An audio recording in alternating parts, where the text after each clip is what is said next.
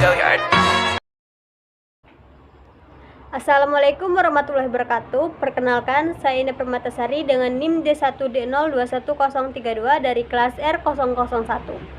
Di sini saya akan menjelaskan tentang sistem transfer senyawa organik untuk memenuhi mata kuliah fisiologi dengan dosen pengampu Ibu Jenny Rumondang MSI. Sistem transfer senyawa organik pada tumbuhan. Transportasi tumbuhan merupakan suatu mekanisme proses pengambilan dan pengeluaran zat-zat ke seluruh bagian tubuh tumbuhan. Jaringan pengangkut pada tumbuhan terdiri dari xilem dan floem.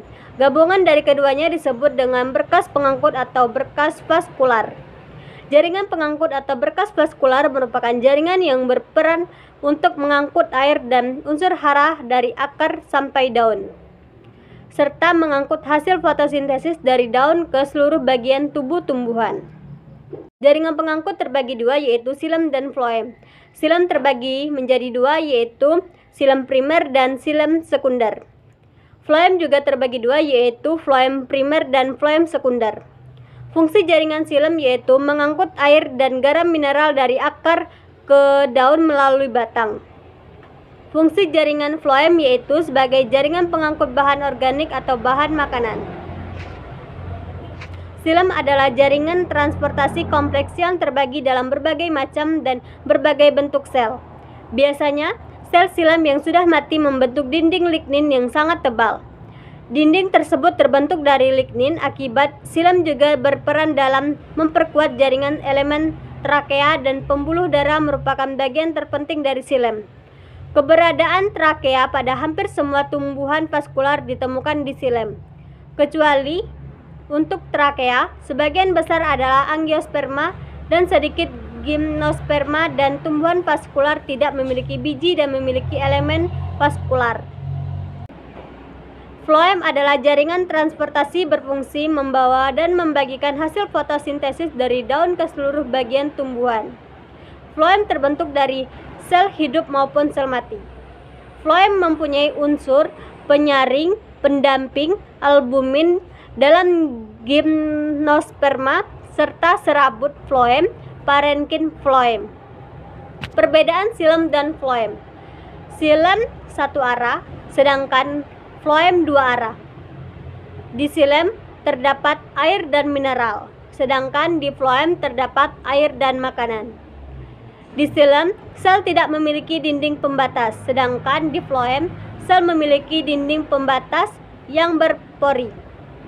Di xilem, dinding tebal kaku mengandung lignin. Transportasi pengangkutan pada tumbuhan terbagi dua. Yang pertama, transportasi intravaskuler, yaitu lintasan air dan mineral dari akar ke daun.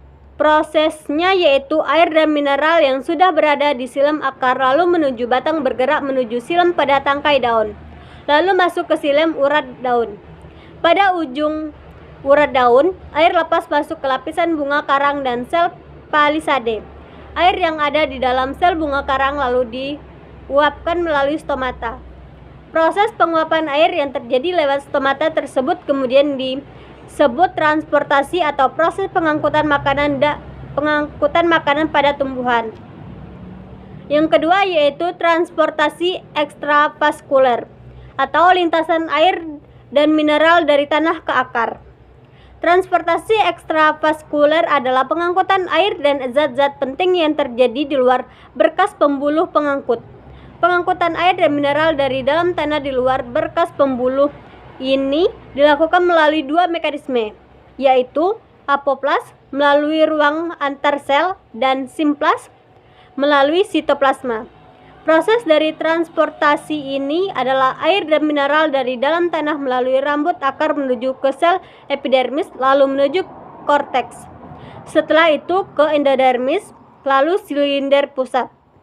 Namun bila terjadi pada akar muda, air mineral tersebut langsung menuju ke xilem, sedangkan pada sel yang sudah tua tidak langsung ke xilem, tetapi menuju ke floem terlebih dahulu. Lalu baru kemudian ke sel kambium dan terakhir ke xilem. Pemuatan dan pembongkaran muatan floem. Pemuatan floem. Transfer dari sel mesofil daun ke unsur pembuluh tapis floem. Selama pemuatan floem, sel mesofil berada pada potensial osmosis yang rendah. Air lebih tinggi daripada unsur pembuluh tapis. Jadi pemuatan floem membutuhkan energi untuk menghantarkan gula ke daerah yang konsentrasinya lebih tinggi. Pemuatan floem menyebabkan peningkatan potensial osmosis dalam unsur-unsur pembuluh tapis. Pemuatan floem meliputi penghantaran gula dari simplas atau sel mesofil ke dalam apoplas atau dinding sel yang kemudian ke dalam simplas sel-sel floem. Pembongkaran. Transfer hasil fotosintesis dari unsur-unsur pembuluh tapis floem ke sel-sel tempat penerimaan atau pemanfaatan dapat membatasi laju dan mempengaruhi translokasi. Sekian penjelasan video dari saya ucapkan terima kasih. Wabillahi taufiq wal hidayah. Wassalamualaikum warahmatullahi wabarakatuh.